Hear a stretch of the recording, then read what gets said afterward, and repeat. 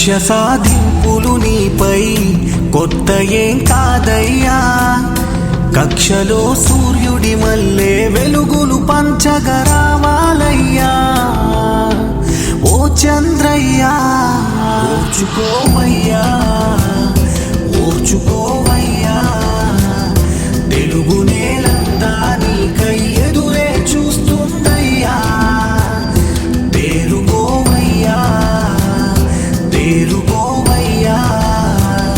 తెలుగు వారంతా నీ వైపే ఉన్నారు, ఇది నిజమయ్యా. అణగదొక్కాలనే ఉద్దేశంతో తప్పుడు కేసులు పెట్టి ఈ రోజు నన్ను కావాలని అరెస్ట్ చేసే పరిస్థితి తీసుకొచ్చారు. ఇది ప్రభుత్వం అణచివేసే విధానం తప్ప ఇంకోటి కాదు. ఇది చాలా బాధాకరం.